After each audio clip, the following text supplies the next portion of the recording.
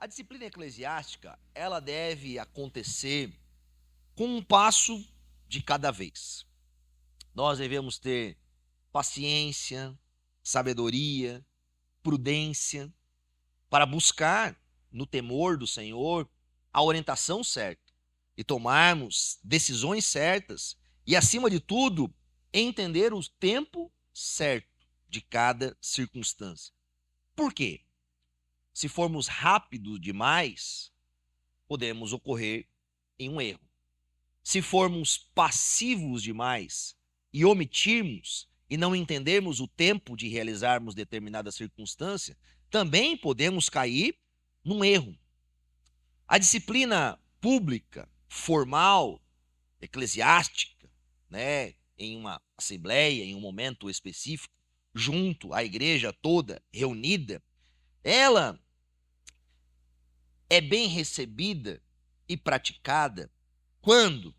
Quando nós temos uma sabedoria e uma vida em que já praticamos ela no particular, na vida comum, diária dos irmãos. Quando não nos omitimos, quando temos amor, paciência e movido pela santidade, trabalhamos já individualmente isso na vida diária, não só da igreja, mas na vida diária do corpo de Cristo de uma forma geral. Se nós tentarmos erguer rapidamente a espada da disciplina eclesiástica de forma pública, quando não aprendemos de forma privada, particular, ao primeiro passo do progresso da disciplina, falar com o nosso irmão faltoso. E muitas vezes queremos pular os passos e ir direto à disciplina pública, à excomunhão, por exemplo, de um irmão, sem entender essa necessidade de um progresso claro, paciente, temeroso, reverente diante do Senhor, nós podemos causar mais brigas e problemas do que, obviamente, trazer aquilo que nós realmente desejamos fazer.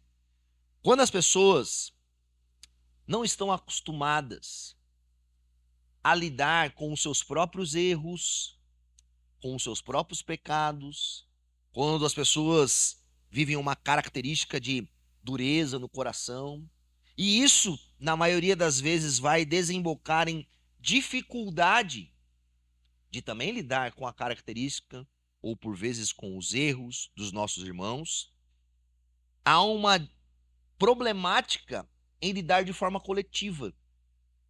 Por quê? Porque a disciplina eclesiástica, ela é uma extensão e uma progressão daquilo que acontece primeiramente nesse nosso individual. Nós vivemos em um período em que as pessoas têm muita dificuldade de serem corrigidas, de serem de alguma forma exortadas, de alguém talvez voltar-se para ela e falar: irmão, talvez o seu pensamento, talvez a sua forma de agir, talvez a forma com que você está agindo agora com a sua esposa, com o seu trabalho, com alguma circunstância na sua vida, está errado. E não está errado porque eu estou dizendo que está errado. Está errado porque, mediante as Escrituras, não está condizente com isso. Não está de acordo com isso. Por vezes, nós vivemos em uma sociedade extremamente infantilizada e imatura nessa relação. As pessoas ficam doentes ao serem corrigidas. Vestem-se, por vezes, de uma capa de vitimismo, e isso é muito perigoso. Por quê? Porque, voltando só um pontinho do que nós falamos na semana passada, nenhum de nós está perfeito diante de Deus. Nenhum de nós pode chegar com orgulho e falar: olha, eu não tenho nada para ser melhorado na minha existência. Eu sou praticamente um santo encarnado e fui já totalmente vivificado pelo Senhor Jesus e aperfeiçoado. Ninguém de nós pode dizer isso. Né? Aliás, a Bíblia fala, aquele que diz que não comete nenhum tipo de pecado já está em pecado, né? Porque ele está enganando. Ou seja, todos nós em alguma área, em alguma situação, lutamos, temos erros, equívocos. E óbvio, isso não quer dizer que todos os irmãos estão em pecado deliberado, mas que há entre nós problemas que muitas vezes precisam ser corrigidos. E um dos meios, e uma das melhores formas para tratar o nosso caráter, a nossa índole, é nesta vida comum, particular, entre a vida com os irmãos. Né? Quando nós falamos sobre a progressão disciplinar, Jesus, em Mateus 18, vai iniciar isso dizendo: olha, se algum irmão pecou, errou contra você, ou a ideia também é, se você está vendo um irmão em erro deliberado, vá até ele e advirtam e corrija ele. A disciplina, ela nasce em um santo temor de olhar algum irmão em deficiência, em débito, em falha, e buscar em amor reconciliar ele, corrigir ele, para que ele possa se arrepender. Esse é um processo. Porém, a minha pergunta nessa manhã, neste início da progressão disciplinar, nesse fato primeiro particular, um para com o outro, que é o que a gente vai tratar hoje. Será que nós exercemos isso? Exercitamos isso? Será que, ao ver alguma circunstância, nós entendemos a nossa responsabilidade de agir, de falar, e temos prudência e sabedoria ao fazer isso? Essa deve ser uma pergunta nossa. Ontem eu estava preparando, eu sabia de alguma forma o que eu iria falar hoje, já tinha lido, mas não tinha escrito muitas coisas. Semana fiquei doente, enfim, passei mal. Então foi uma semana que eu perdi quase 2 dias. Isso me atrapalhou um pouco na minha rotina. E aí acabou que acumulou algumas coisas para ontem. E enquanto eu escrevia ontem, pensava, meditava, isso já era mais de 1 da manhã. Veio uma pergunta na minha mente, né? E é uma pergunta para nós. E parece que não tem nada a ver com o que nós estamos falando agora. Mas é uma pergunta que eu gostaria de fazer. Nossa igreja está madura para receber mais e mais membros? Isso ficou muito latente em mim. Eu não queria nem escrever essa pergunta. Eu falei, não vou escrever isso aqui não. Né? Mas enfim, eu acredito que havia parte do Senhor me confrontando assim. E parece que às vezes não faz sentido nós falando isso agora em meio à disciplina primeiro particular. Mas algumas coisas nós deveríamos nos perguntar diante disso. Será que nosso desejo de crescimento da membresia está pautada apenas em números, né, em arrecadação financeira, em relevância, porque uma igreja maior, em certa medida, aparente que tem uma relevância. Será que nosso desejo é só enchermos de pessoas deliberadamente, sem nenhum cuidado, sem nenhuma percepção, sem nenhum intuito desejoso de que essas pessoas que estão reunidas professem uma fé genuína, testemunhem de uma santidade genuína e busquem juntos ao Senhor propagar o evangelho e ser uma comunidade de fé, seja uma embaixada do reino de Deus, por exemplo, nessa terra? E algumas dessas perguntas ficam no nosso coração, ou deveria ficar. Por quê? Se nós desejamos uma igreja saudável, bíblica e coesa, o crescimento deveria ser aliado a um sentimento de santidade e pureza. Nós deveríamos buscar crescer não apenas porque nós queremos crescer financeiramente ou, queremos ter relevância social, mas porque nós desejamos que o reino de Deus seja manifesto nessa terra. E as perguntas que fiz aqui no meu caderninho ontem, e vou lê-las, algumas delas para vocês hoje, que deveria, por exemplo, nos fazer analisar os fatores de termos um maior número de membros ou não. Deveríamos perguntar, antes de acrescentar novos membros à nossa comunidade, e isso aqui é muito relevante. Espero que, de alguma forma, vocês possam também ficar pensantes nisso, assim como fiquei um pouco essa madrugada. Existem pessoas em nossa igreja local que não vivem em santidade e pureza, que estão na prática deliberada do pecado e não estão lutando mais. E nós, como comunidade, sabemos? Essa é uma pergunta. Porque às vezes a gente terceiriza isso. Ah, não, isso é o problema do Beltrano, do Ciclano ou do pastor, mediante disso. Essa é a primeira pergunta. Existem pessoas na nossa comunidade? Segunda pergunta, existem pessoas na nossa comunidade de fé que se afastaram deliberadamente do culto público, da vida de comunidade ao Senhor, e está evidente a todos ou algumas pessoas? Existem pessoas nessa circunstância?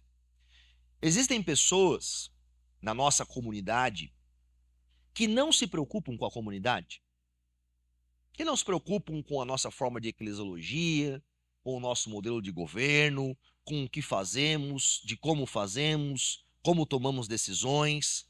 Existem pessoas deliberadamente na nossa comunidade que não querem se responsabilizar com a comunidade? Essa é uma pergunta delicada.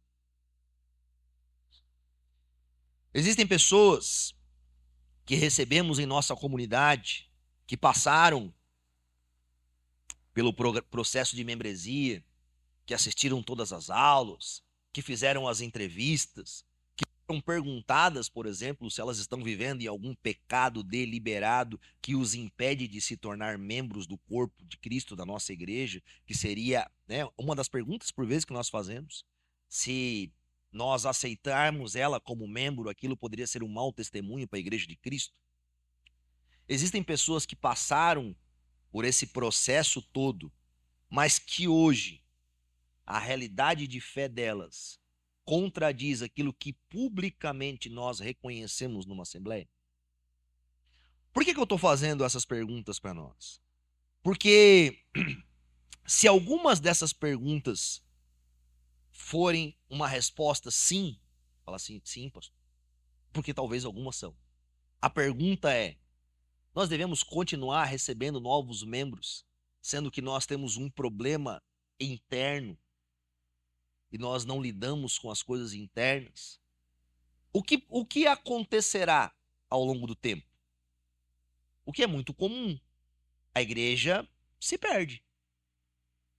A igreja que não exerce a sua autoridade eclesiástica do poder das chaves, como nós temos no texto bíblico, de especificar e declarar quem é povo de Deus e quem não é povo de Deus, ela perde a distinção.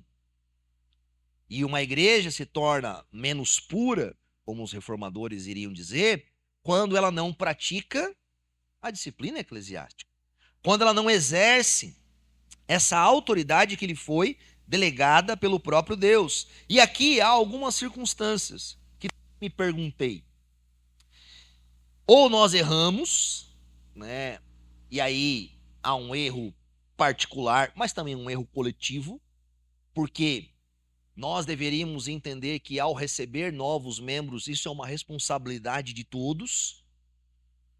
Nós estamos diante de todos dizendo: olha, nós recebemos esses irmãos e nós cremos que eles são cristãos, e nós declaramos que eles fazem parte do corpo de Cristo. Ou nós erramos ao declarar as cristãs e recebê-las como membro de Cristo. Segundo ponto, ou elas mentiram, e deliberadamente falaram coisas para serem aceitas, mas na prática não era verdade. Ou e aqui é um ponto importante, nós fomos displicentes e, de alguma forma, negligenciamos o processo de membresia, né, e apenas fizemos ele de qualquer modelo só para receber novas pessoas, ou no decorrer do tempo, aquela pessoa que se apresentou-se de uma forma não está mais vivendo daquela forma porque endureceu o seu coração, porque foi levada pelo pecado, e é muito comum, né? Talvez em um momento aquela pessoa cria ou expressava-se de uma forma e posteriormente a isso não se apresenta mais. Essas são algumas perguntas para nós. E algumas perguntas que eu queria fazer para que a gente pensasse. Por que pastores e por que membros da comunidade de fé têm, por vezes, dificuldade de praticar a disciplina eclesiástica? Essa é uma pergunta. E eu queria pensar em alguns fatos. Estou só mudando aqui, povo, que travou meu negócio aqui. Aí, agora foi. Algumas circunstâncias. Por que nós temos dificuldade, às vezes, de corrigir o irmão faltoso? Por medo, por insegurança, por negligência, por não querer passar uma má impressão, né? Tipo, o que ele vai pensar de mim se eu corrigir ele? Ou se eu falar com ele? Sabe, isso num caso coletivo também é muito grande, né? Será que muitas vezes ficamos receosos de que se praticarmos uma correção, isso pode trazer sobre nossa igreja um caráter que nós somos muito duros ou algo do tipo? Será que seremos vistos na sociedade como alguém punitivo ou algo do tipo? Por que nós temos dificuldade? Em algumas vezes, talvez, o principal problema disso é o nosso próprio egoísmo, a nossa própria insegurança, ou por vezes a nossa falta de certeza se devemos fazer ou não devemos fazer. E esse é um ponto. Quando nós nos deparamos com situações que talvez deveria levar-nos a uma responsabilidade de lidarmos com essa circunstância, essa é a pergunta para nós. Será que nós estamos maduros o suficiente para fazermos isso? Porque isso exige de nós uma maturidade, exige de nós uma responsabilidade. E agora, voltando para a pergunta se nós devemos receber mais membros, né? Se nossa igreja não está madura, e aqui são hipóteses, ok? Para pensarmos juntos. Hoje é um dia de fazermos perguntas. Se nossa igreja não está madura para excluir membros faltosos, será que ela está madura para receber novos membros? Vou repetir a pergunta para nós. Se a nossa igreja não tem maturidade e não sabe lidar com membros que estão deliberadamente em pecado, afastados do Senhor e não estão professando uma fé crível como nós dizemos que professa, será que nós estamos habilitados a encher ainda mais de membros da igreja? Você percebe como uma coisa está ligada à outra? Por quê? Porque a igreja tem essas duas ferramentas, essas duas responsabilidades. Ela tem uma responsabilidade de identificar quem é o confessante. Tu és o Cristo, o Filho do Deus vivo. E como uma embaixada, identificá-la como um cidadão do reino de Deus. Isso é uma parte dela. Mas o contrário também é necessário. A igreja também tem uma responsabilidade de identificar o mau confessante. De dizer, olha, a sua confissão de fé não está em acordo com a sua prática. E nós não podemos testemunhar que você é um cidadão do reino de Deus. Essas duas coisas deveriam andar juntas, de mãos dadas.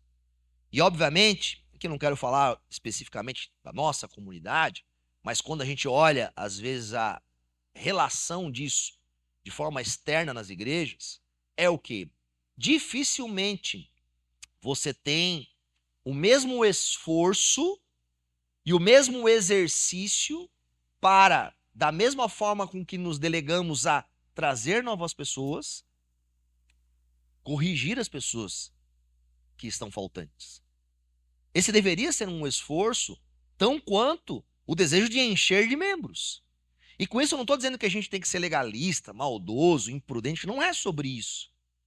De forma nenhuma, não é nesse sentido que quero dizer.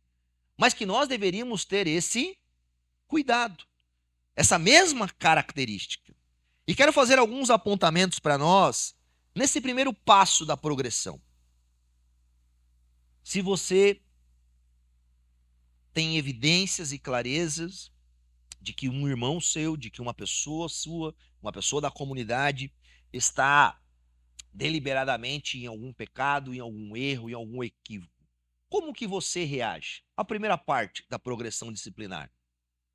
Vá a sós com esse irmão, você e ele. Isso é importante. Há um erro muito grande, às vezes, da nossa parte.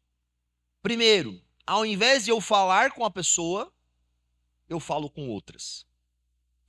Ao invés de eu perguntar, e aí a gente vai entender um pouco sobre perguntas sobre isso, ao invés de eu tentar um diálogo expressamente com aquela pessoa, eu já faço um círculo maior desse problema.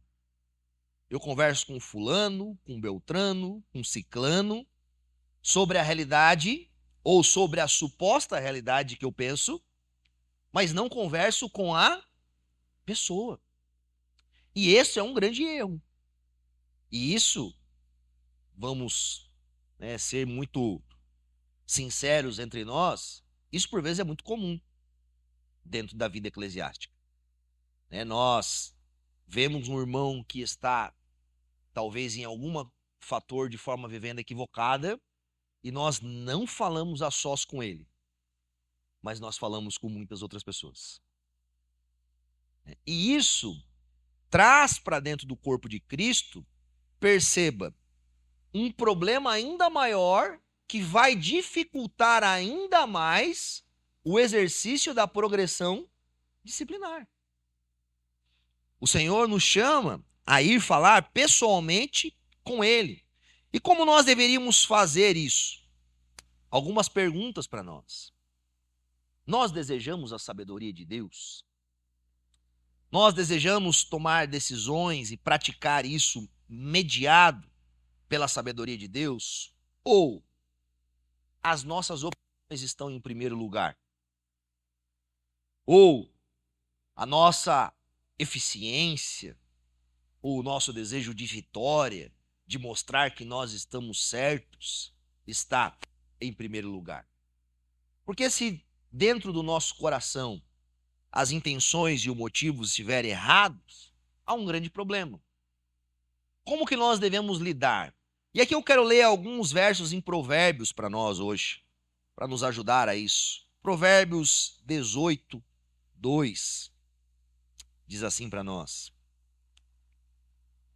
o tolo não tem prazer no entendimento, mas sim em expor os seus pensamentos. Quando nós somos convencidos que precisamos corrigir, admoestar, falar ou perguntar ao irmão, ou tentar entender mais sobre aquela circunstância, o que está por detrás? As nossas opiniões, expor apenas os nossos pensamentos? Olha o que Provérbios fala que o tolo não tem prazer no entendimento. Não tem prazer em, de forma sábia, conduzir isso. Mas ele quer única e exclusivamente o quê? Expor os seus pensamentos. O seu pré-julgamento, a sua predisposição diante disso. Provérbios 18, 13 diz assim: quem responde antes de ouvir, comete insensatez e passa vergonha. Quem responde antes de ouvir comete insensatez e passa vergonha. Ou seja, quem não tem uma prudência de tentar, de alguma forma, procurar compreender de forma mais profunda, de forma mais clara, as circunstâncias, mas já está ali respondendo, já está ali tomando juízo, está, de alguma forma, por vezes, sendo insensato e pode vir a passar vergonha. Por isso que a falta de sabedoria ao lidar no trato com as pessoas, por vezes medem. E a gente não vai, porque a gente pensa, olha, talvez eu esteja errado, talvez a forma que eu estou falando é errada, mas eu precisaria corrigir isso. Provérbios 14, 29. E ontem eu fiz questão de ler vários provérbios que eu acho que nos ajudam muito a isso. Provérbios 14, 29 diz: o homem paciente dá prova de grande entendimento, mas o preceptado revela sua insensatez. Os sábios sempre prestam atenção ao tempo. Há um tempo certo para todas as coisas. Tempo de lutar e tempo de paz. O homem e a mulher insensato não sabem lidar com esse tempo. Respondem de maneira talvez imprudente ou insensata e em alguns momentos colocam a sua opinião, os seus desejos à frente da santidade do Senhor, do amor pela pessoa e da compaixão na circunstância. Nós precisamos aprender a fazer boas perguntas. Nós precisamos aprender que, em primeira instância, devemos dar à pessoa o benefício da dúvida. Talvez as coisas que nós já pré-julgamos não são necessariamente como nós pensamos. E fazer perguntas não é ruim. Fazer perguntas é sábio. Nem sempre chegar com o dedo erguido falando, irmão, tem uma profecia contra você, eis que te digo que o Senhor te repreenda e aí fora. Sabe, nós somos muito rápidos em tomar esse tipo de postura. Mas algumas perguntas que nós deveríamos fazer ao ver um irmão em falta. Será que eu entendi todas as circunstâncias que estão por detrás disso? Será que eu sei todo o cenário por volta disso? Talvez eu vi ali um acontecimento, ele tratando de forma indevida sua esposa, ou alguém, ou o marido, ou o filho, ou algo do tipo. Perguntas que eu deveria fazer. Eu ouvir as pessoas envolvidas antes de eu pré-julgar. Provérbios 18, 17. Eu gosto muito desse texto. Talvez você já me viu falando dele algumas vezes.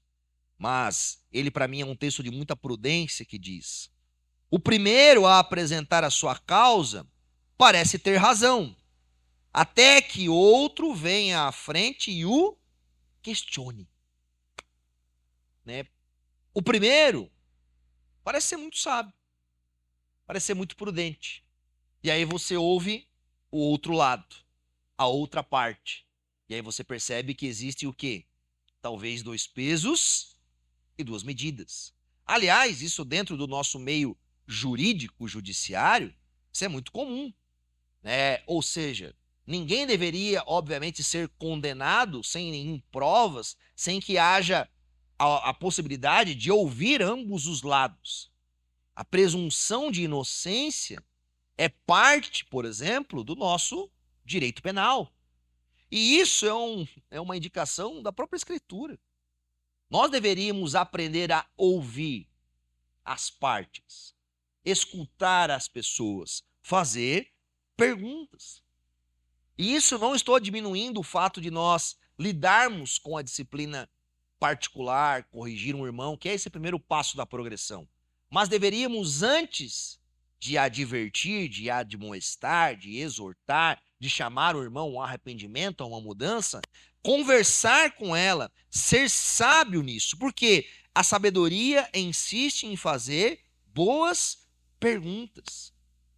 O sábio deve exercitar o seu entendimento, a sua compaixão, a sua sensibilidade e buscar no Senhor o quê? A sabedoria. Porque em algumas vezes nós poderemos estar equivocados. Não é verdade? Quantas vezes talvez nós já nos equivocamos acerca de alguma circunstância? Quantas vezes, ao nós não progredirmos no processo de lidar, de conversar, de falar, de fazer boas perguntas, nós já pré-julgamos antecipadamente e tiramos um relatório e às vezes distribuímos o relatório entre os irmãos.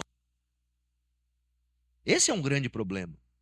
Provérbios 2:6 diz: pois o Senhor é quem dá sabedoria, de sua boca procedem o conhecimento e o discernimento. Senhor, me dá sabedoria para lidar com essa circunstância, para entender isso.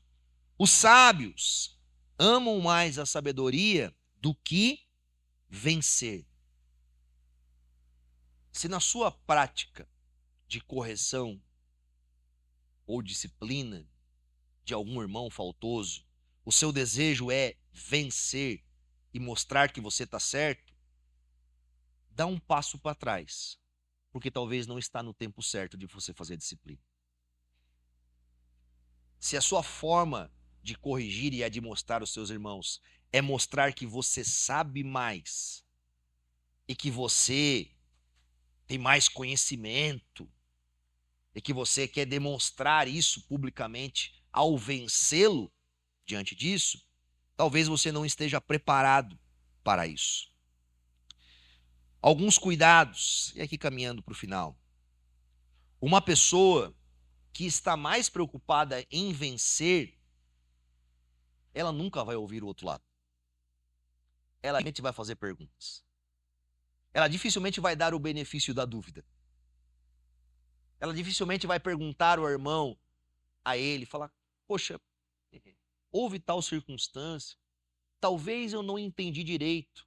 Eu vi que naquele dia você agiu assim, ou falou dessa forma. Poxa, o que você quis dizer com aquilo? O que aconteceu naquele momento que eu vi você destratando ou realizando tal coisa com aquela pessoa, filho ou algo do tipo? Sabe? Benefício de dúvida. Perguntas. O insensato, ele toma o partido indevidamente. Ele já pressupõe determinadas coisas. E um cuidado que nós devemos ter em relação a isso. A pessoa que está mais preocupada em vencer do que em convencer e levar o irmão ao arrependimento, provavelmente ela está desequilibrada, ela tem balanças desonestas. E diante do Senhor, as balanças desonestas não são legais. O próprio texto bíblico nos fala, o Senhor detesta pesos adulterados e balanças falsificadas. As pessoas que se inclinam e colocam um peso indevido para que eles possam vencer e para que eles possam demonstrar apenas a sua sabedoria ou demonstrar que a pessoa está errada a qualquer custo e eu vou fazer todos os argumentos para demonstrar isso, será que a balança dela está equilibrada diante disso? Será que há bom senso nela diante disso? Caminhando para o final, perguntas para nós. Ao lidarmos com um irmão faltoso, será que nós, antes mesmo de falarmos com ele, nós já julgamos a situação? E nós já batemos o martelo do juízo antes mesmo do diálogo? Será que nós já fomos para a situação de forma totalmente resolvida para nós? Será que o nosso interesse genuíno é buscar o entendimento, arrependimento? Será que na nossa prática não somos tendenciosos a olhar para a pessoa de forma maldosa e não dando a ele o privilégio, a oportunidade de ele se manifestar diante disso. Devemos lembrar que, assim como nós temos a necessidade de crescer dia após dia na disciplina do Senhor, os nossos irmãos também. Se você deseja no Senhor ser bem-sucedido ao corrigir um irmão faltoso, ou em déficit, ou em falta, ou em pecado, nós precisamos ter paciência. Nós precisamos ser amorosos diante disso. Nós precisamos saber que há um tempo certo de cada circunstância. E se nós errarmos o tempo da fala, da pergunta, do juízo, do julgamento, do intuito, nós podemos fazer daquilo que é um benefício cristão, que é uma dádiva, a disciplina, o corrigir nossos irmãos, transformar ele em um problema ainda maior. E aquilo que poderia ser bom, pelo fato de nós buscarmos a reconciliação, a restauração e o arrependimento, pode se transformar num problema ainda maior na frente. Contudo, termino com um texto de Mateus, que diz que são bem-aventurados os pacificadores, pois eles serão chamados filhos de Deus. Há uma bem-aventurança em ser pacificador. O pacificador não é omisso. Eles não olham para isso e falam, então eu não sei como fazer, então eu não sei como corrigir, eu vou deixar que assim aconteça e eu vou deixar o barco correr de qualquer forma. Não. O pacificador, ele se envolve. Mas o envolvimento dele é na busca de paz. É na busca de uma correção correta, amorosa, genuína. Ele não tem pesos desonestos. Ele sempre vai desejoso de que aquele irmão realmente possa se arrepender. Ele não fica pressupondo coisas antecipadamente. Então, essas são algumas motivações para nós. Você é chamado, talvez, a lidar com circunstâncias de equívocos, em primeira instância, na vida particular. E voltando ao que nós falamos no começo da aula da IBD de hoje, se nós, como igreja, não aprendermos a praticar a disciplina de forma, primeiro, um ao outro, conversando na prática diária, amando os nossos irmãos e se relacionando com eles, com a oportunidade de poder falar para ele, irmão, talvez você esteja errado ou incorreto, a nossa prática pública sempre vai estar distante. A igreja não vai saber fazer a prática pública se ela tem extremas dificuldades na prática particular. Na medida que nós crescermos no dia a dia em amor, sabedoria, prudência e saber o tempo certo e corrigir os nossos irmãos faltosos, nós saberemos muito mais quando precisar, como igreja, nos reunir de forma pública, porque já passaremos pelo processo. Sabe, nós já estaremos extenuados do processo. Já corrigimos individualmente, já corrigimos em 2, 3 irmãos, e a igreja terá maturidade para fazer isso. Para nós crescermos em maturidade, a chegarmos a uma disciplina pública, precisamos crescer em maturidade para aprendermos a fazer ela de forma individual com os nossos irmãos. Amém? Há um tempo certo sobre todas as coisas.